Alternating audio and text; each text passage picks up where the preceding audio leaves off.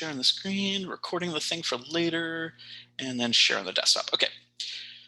So in talking about t-tests, I'm going to pull in an example data set here called tips. And we can, with a t-test, it's worth mentioning, right?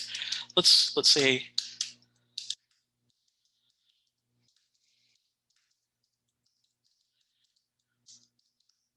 tests.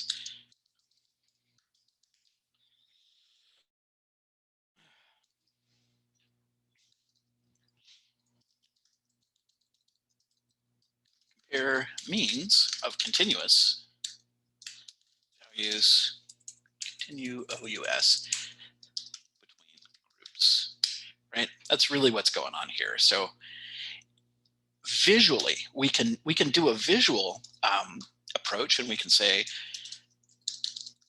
Saturday are the Saturday tips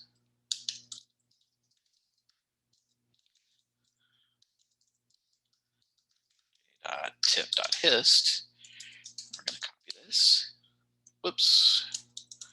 Rookie mistake, single error, single equals, man. There we go. And then let's do Sunday. Sunday. There we go.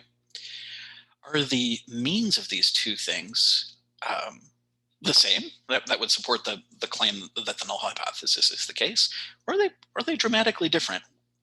And we can eyeball these things all day long. But if you want a nice, clean yes or no answer, we've got to do something more than just comparing the distributions and comparing the means, right? Enter the t-tests.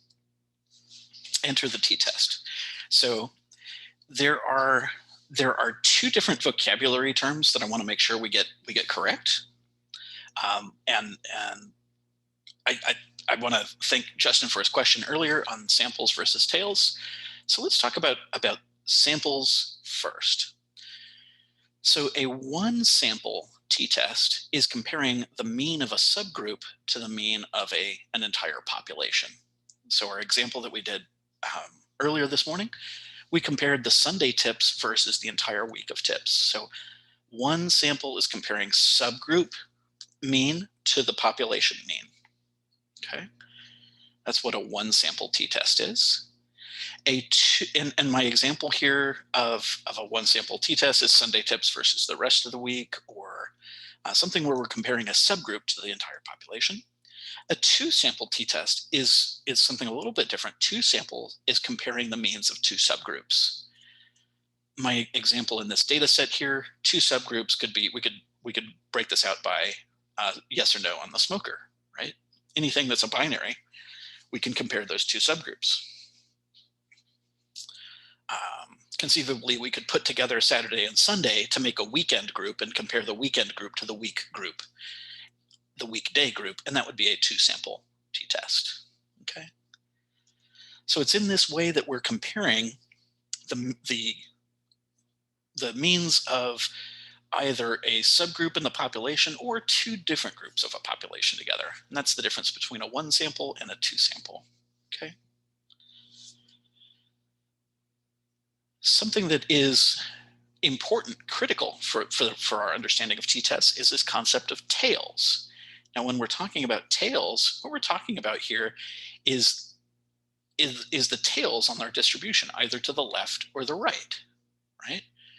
And so looking at a two-tailed test, a two-tailed test means that we're measuring the means of two groups. Now, the tailedness here is not dependent on the one or two sample, right? You can have a two-tailed two sample, a two-tailed one sample, a one-tailed one sample, a one-tailed two sample. Those are independent of each other.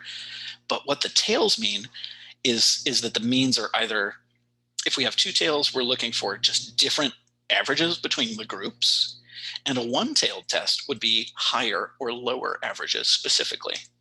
Okay, so looking at this, really the kind of almost the thrust of the two-tailed alternative hypothesis would be something like, I'll add it in here.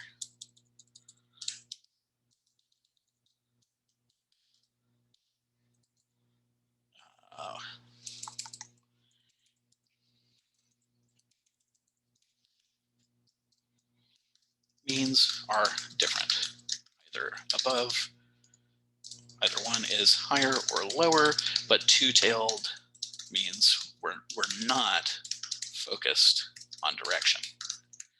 So that's what a two-tailed means. A one-tailed test is checking for if values are greater than or less than if one mean is greater. Checks if one mean is greater than or less than the other. So with a one-tailed test, we can get direction here. What I demoed with the two-tailed test, let's see, I don't have, so I demoed earlier when we have a two-tailed test, we can just use the p-value and compare it to alpha right out the door, no problem. Because we're not, if we're doing a two-tailed test, we're just, our alternative hypothesis, and really the decision of whether to use a one-tailed or a two-tailed, I'll put this in the notes. So do you use one-tailed or two-tailed? Well, it depends on how you're forming your alternative hypothesis. If your alternative hypothesis states there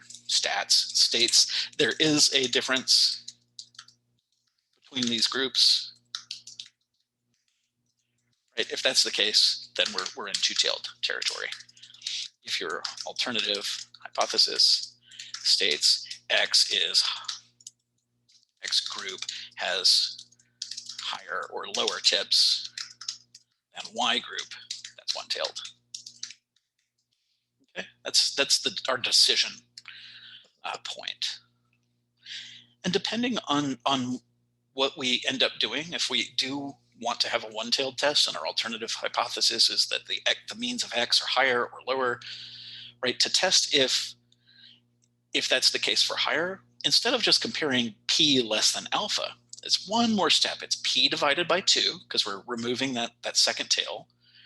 P divided by 2 is less than alpha, and the t statistic is greater than 0. That's if we're testing if something is higher, if X means are higher than Y.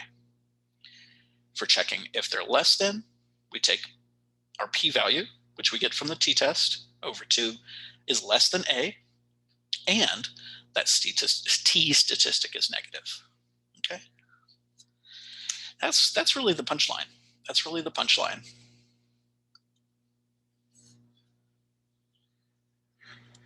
Yeah, if your null hypothesis is a not equal to, then you would do a two-tailed test, since you don't care about direction. One tail is where you care about the direction.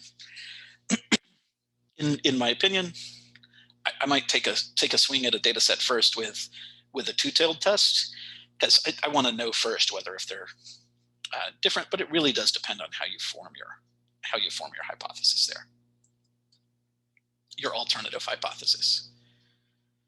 Okay, so let's get into this, and let's work with some of this Diner data and build some concrete examples for y'all. So we're looking at Diner data, and let's say we have a business question.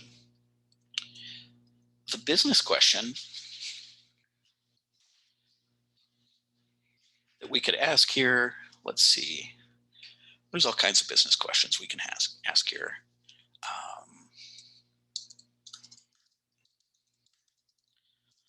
Do smokers have a larger total bill? Looking at this one, we're comparing then non-smokers. So looking at this, let's do some setup of the problem. Our null hypothesis is that the total bills are the same for both groups. Right? Null hypothesis is always very easy to get to. It's that there's no difference, right? And looking at this, if we're comparing two subgroups, not to a population, but to each other. So looking at our types of samples, is this one sample or two sample if we're comparing two subgroups?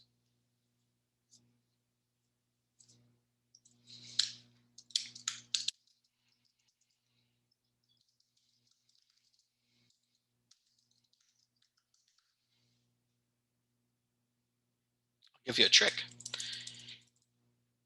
How many different subgroups are we comparing here? Two. Well, there's your answer. So two sample t-test. Two sample t-test. If you're comparing one subgroup to the population, one sample, right? And so we know that we're going to do a two sample t-test because we're working with subgroups. And then what else do we know?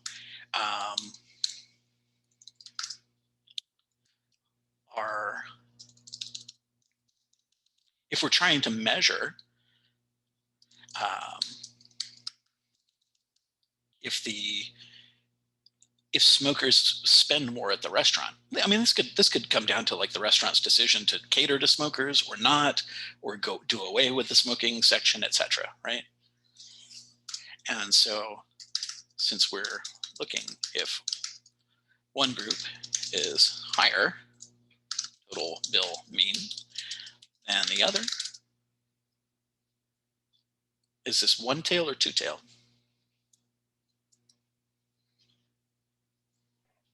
One. One tail. One tail.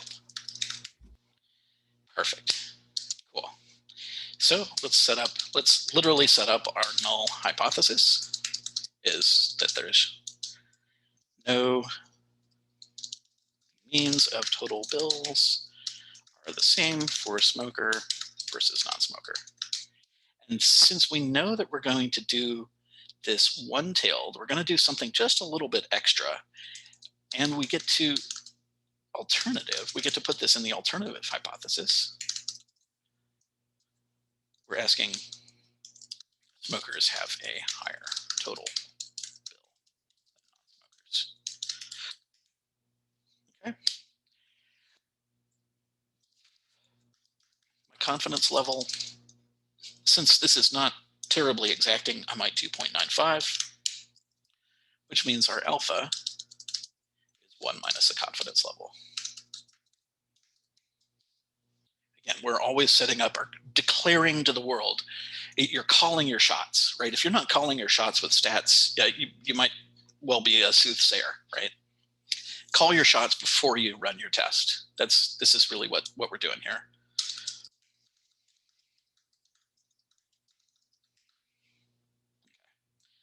So we can compare these two groups pretty easily, pretty visually. Let's compare the two populations visually, right? And we could compare, I'll do df where df dot smoker is yes. We'll call this smokers. And then non-smokers will be no.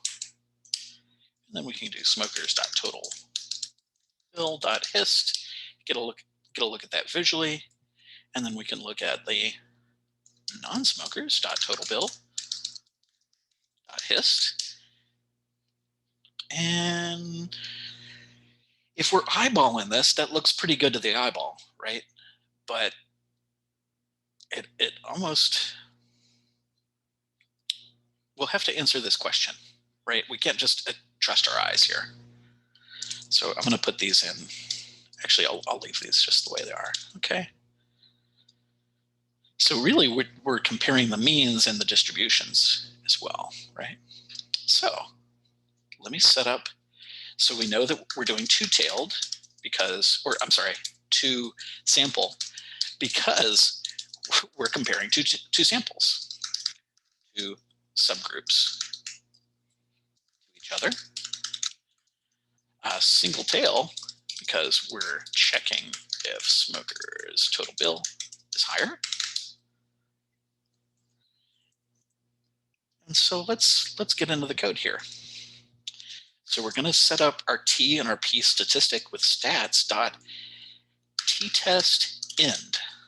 So the dot t-test end is short for test for independence. And this is our 2-sample t-test function out of the stats module. The single was t-test 1samp for single sample, right? For this, it's 2-sample. And what we're going to do, we're going to send in our smokers total bill as a series. So the first argument,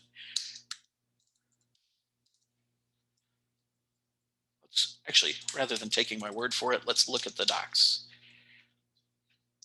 So t-test for independence, calculating the t-test for the means of 2 independent samples of scores.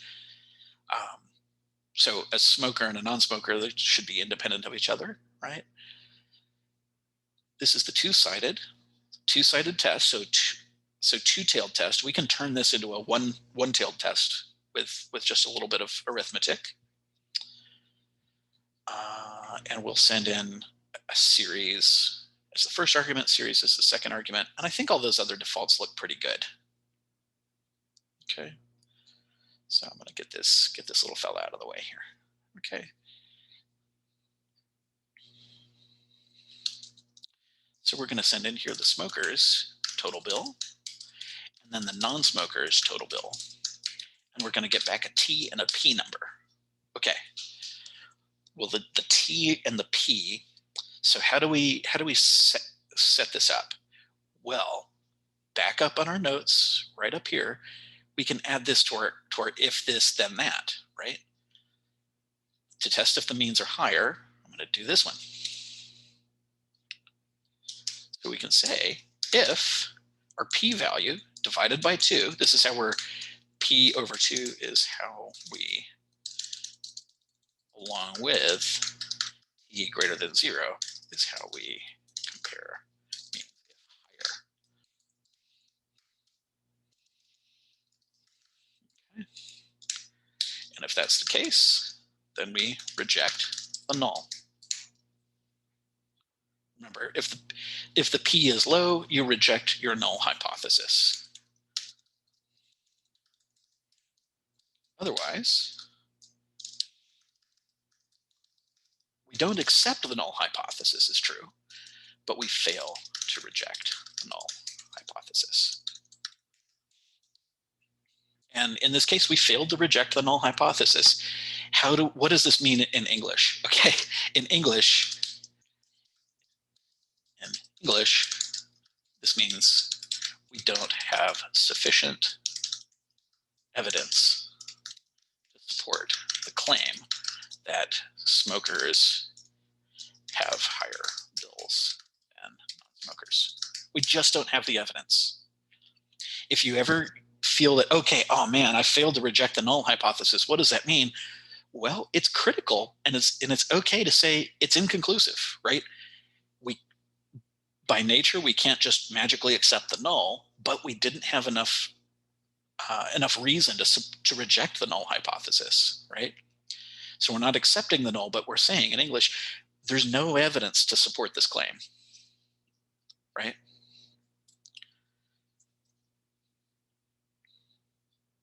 And looking at that p-value is real damn high, isn't it?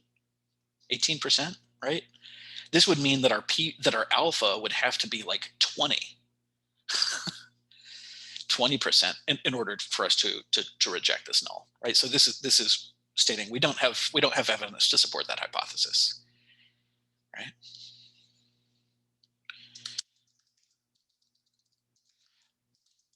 Take this same setup from above and check if the means are different regardless of direction, right? So the null hypothesis would be the means of non-smokers, the mean total bill of non-smokers and smokers.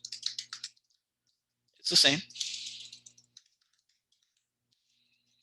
Alternative hypothesis is that the mean total bill of non-smokers and smokers is different. So notice I'm changing the question just a little bit. We failed to reject the null hypothesis, and we have no evidence that smokers tip more, but we can still look at the same data and change from a single-tailed, where a value is higher, or observable is higher or lower, to are they different? So we'll keep the same setup, but with a one-tailed test, I'm sorry, with a this is still two sample, and two-tailed, two sample because there are two subgroups, right? And two-tailed because we're looking for any difference, not just higher or lower.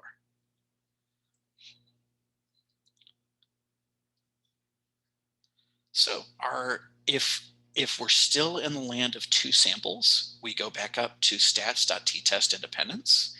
We take the same line, because we're still we're still two sampled, right? But we can say if P is less than A, we reject the null hypothesis. They are the same.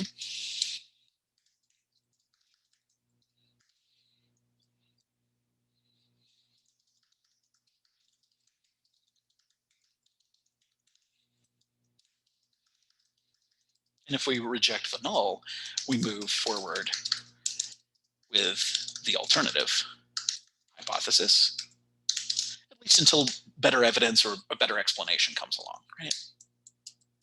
So when we run this, we can print out the P and the T here. The P value hasn't changed because we're running the same t-test for independence. But remember, I relaxed the assumption from looking if smokers had a higher bill. I relaxed that assumption, or relaxed that alternative hypothesis. I updated my alternative hypothesis to say, are they different?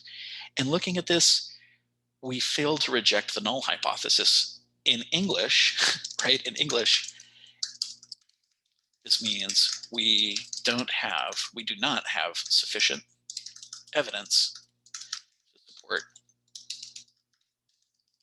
the claim that smokers and non-smokers have different bills. Okay.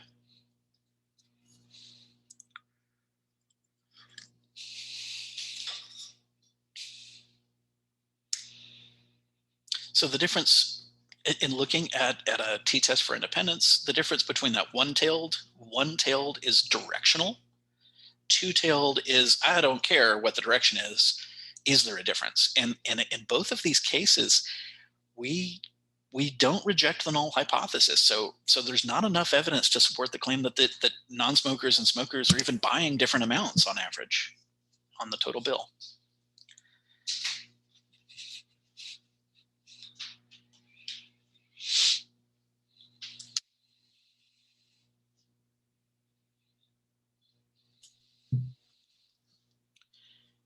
So we're dividing P by 2 because there's two subgroups. Is that? No. The P divided by 2 piece is because of the tails. Because of the tails. Okay. Yeah. Yeah. If you have two tails, which means you don't care if the tail wags left or wags right. You just care that the tail is you just wagging. care that, yeah, you care that the tail is wagging, that those two values are different. See how we can just use the P value? Right. We can use only P minus A if we have a two-tailed test, because we're looking for differences. We're looking for mean of A is not equal to mean of B, right? Now, when we're dividing by 2, that's because we have, well, we don't have two tails, we have one tail, so we're dividing by 2. And then the T value, being positive or negative. That's in my notes a little farther up here. See how the same operation, depending on if we're looking if means are higher or lower, the first part of the operation is the same all around, and then that t statistic is either positive or negative. Okay. Yeah.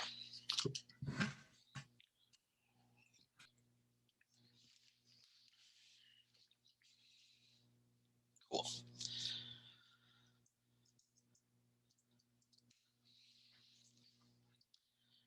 Let's see.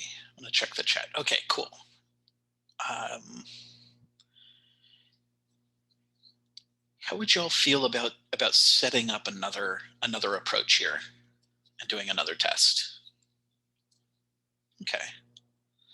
Let's set up our hypothesis. So let's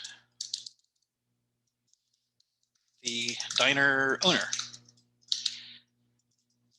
notices us working on statistics in the booth all the time. And they ask us, given this data,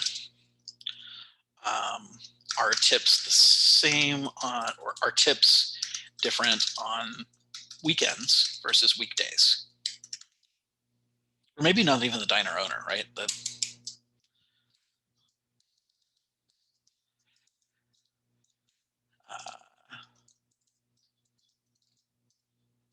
host, right? The host notices, and they're just curious, right? So given that data, are tips different on weekdays versus weekends? So let's take a little peek at our data here.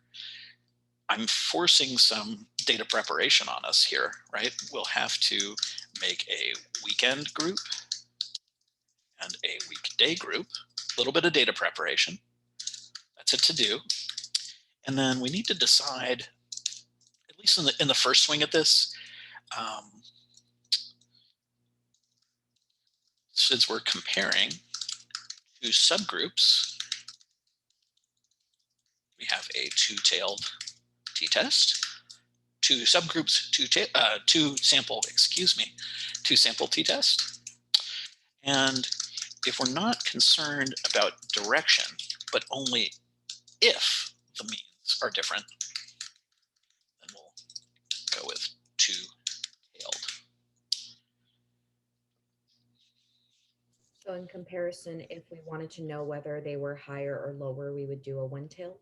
Bingo, bingo. And if you're okay with it, I will start with this one with a two-tailed, so it doesn't matter if they're higher or lower. We'll take a look, go through our findings, and then we'll look at the direction for a one-tailed after that. Does that work?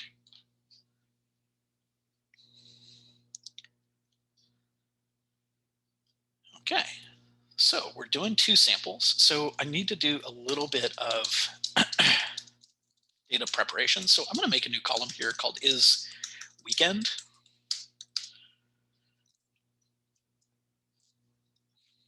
And this column will, so this makes a brand new column.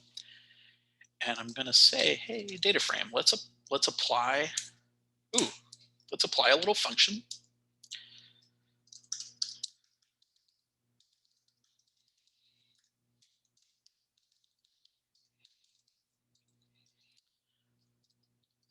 So if x is sun or x is sat, then return 1, else return 0.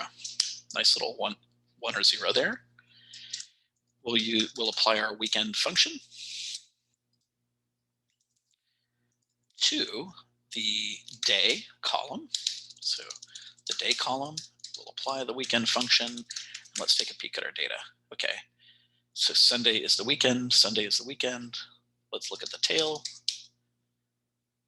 Thursday is not the weekend. Cool. Are y'all cool with the dot apply function right there? Dot apply is kind of like running a loop with a conditional. More accurately, apply is like running a function on every row. And I'm running on every row of the day column. So I get 1s if it's the weekend or not, and 0s if it is a weekday. So now that I've got the data prep out of the way, I can say weekends is df, where the df is weekend is 1. And then the weekdays, this will be df dot is weekend is 0. And we can take a peek at this. We can take a peek at the tip histogram on weekends. We can take a weekday tip histogram.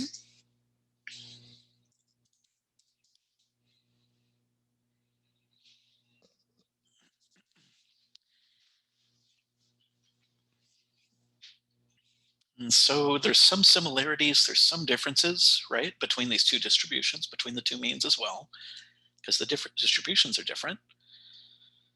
But let's set this up. Let's get a t-test to run things for us. So we're going to get our t and our p, stats.t-test ind, again, t-test independence for 2 sample t-tests. And I'm going to send into this, I will send in the weekday tip and then the weekends.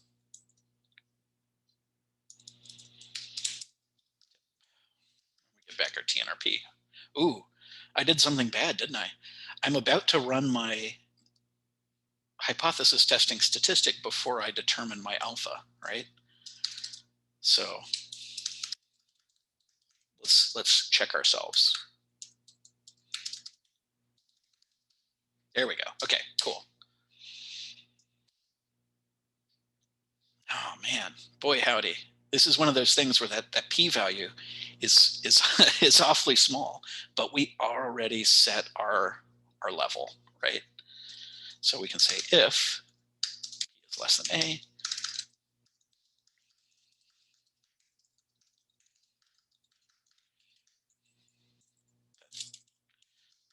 that weekend and weekday tips are the same. We fail to reject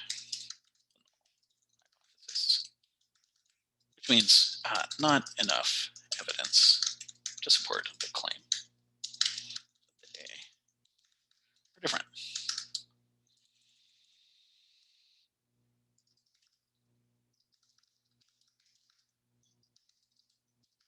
And we run this, and we do, in fact, fail to reject the null hypothesis. But look how close we are, right? Look how close we are.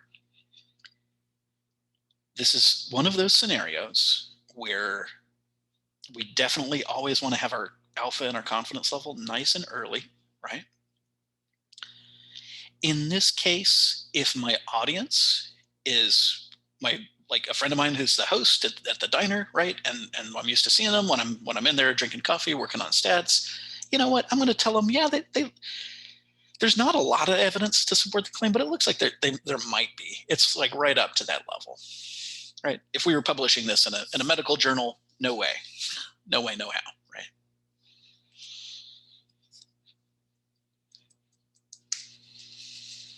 Cool.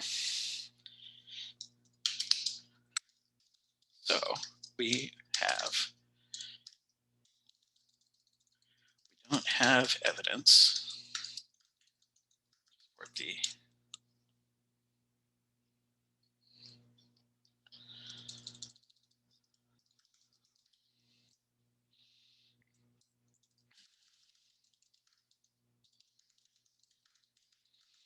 right. Notice if we had set our confidence level with a little less rigor, for example, if we did 0.90, we would totally reject the hypothesis, reject the null hypothesis.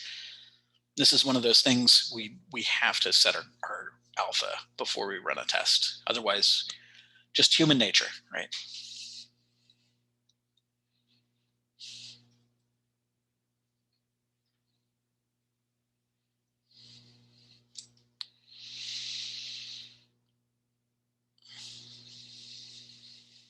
Okay. Are you all ready to change this up a little bit? Let's check if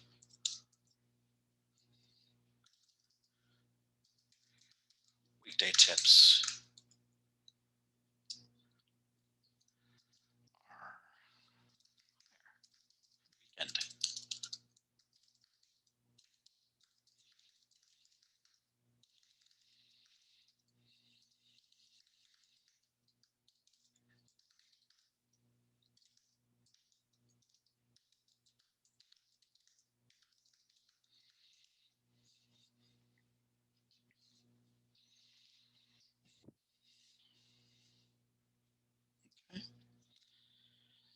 So the good news is we get to keep our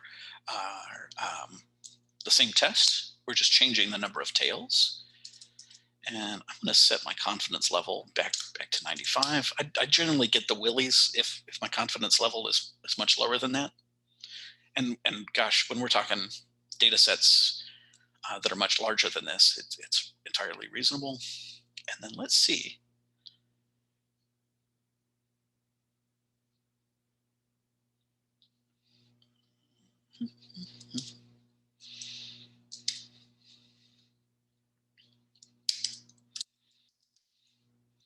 So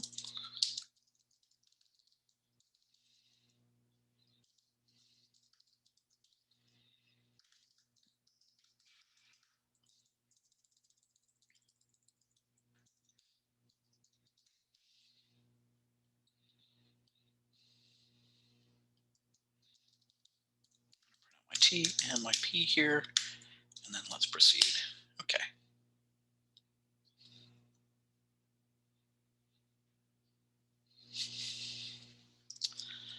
So if with the one-tailed test, we're dividing our P by 2, see how that by dividing that P-value by 2, we're focusing on only one tail. We're checking if that P divided by 2 is less than alpha, and if the T is greater than 0. Well, we already know that the T is negative here. Right, so reject the null hypothesis. Fail to reject null hypothesis.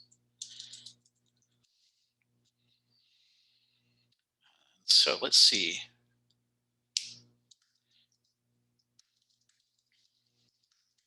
P greater than 0 if we're looking for testing, not just looking, but testing if one mean is higher than the other, which it's not. So at this point in the game, we could probably do weekdays.tips.mean and then weekends.tip.mean. We can compare those. So depending on how we set up the argument here, like if we ran a different test and changed the direction. So let's see. Let me get my head on straight here. So weekdays, in this first one, we reject the null hypothesis. So our null is that there is no difference. Our alternative hypothesis is that the first argument here, the weekday, tips are greater than weekend tips. Paying attention to the order of args going in there. So we fail to reject the null hypothesis. In English, that means we don't have enough evidence to support the claim that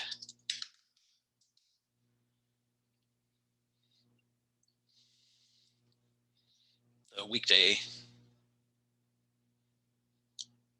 tips are greater than. But what if we flip this around? Because we do have that negative T statistic, right? What if we flip this around? So let's make a new hypothesis, because that's what we do, right? If we're getting all sciencey, we look, guess, test, conclude, and repeat. So let's make a new hypothesis. Let's check if the weekends tips are greater than weekday tips. And so I'm going to flip the T comparison. So we reject the null hypothesis that tip means are the same, which means we move forward with the understanding. We tentatively accept the alternative hypothesis that week Day tips are lower than weekend tips.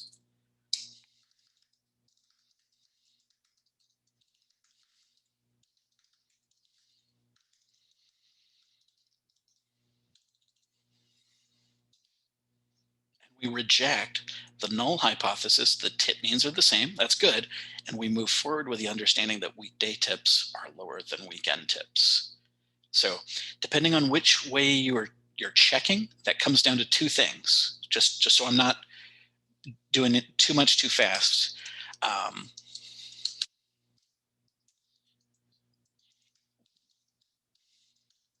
don't know how to pay close attention here. The direction of a one-tailed test here, and the t is less than 0 or t is greater than 0 part comes down to the first arg to test end. Okay, because we did have a negative t value, a t statistic rather, and when we divide this p-value 0.6 by 2 over here in the second test, where we changed our hypothesis, what we're looking for. So let's see. No, there is no difference. Weekday tips are greater. I'm going to make sure. Let's make a new hypothesis. Weekday tips are less than weekend tips. Cool. So in this last one here, we were looking for the direction of a tail. We did not find evidence to support the claim that weekdays are better days to get a tip, and that shakes out in the means down here, right? We didn't have enough evidence, and it was right at the border. Remember, we were right at the border here with that p-value of 0.6, that they're different. But by narrowing our scope a little bit, we're able to completely support the claim that weekends are better days if you're looking for tips than weekdays. There may be other explanatory factors though. What we didn't do is take a look at the size of the table or the time of day, right? So we might, and this data set is teeny tiny, but we might want to compare and control things, like hold for weekend 2 tops compared to weekday 2 tops, right? So there still might be some other explanatory variables here.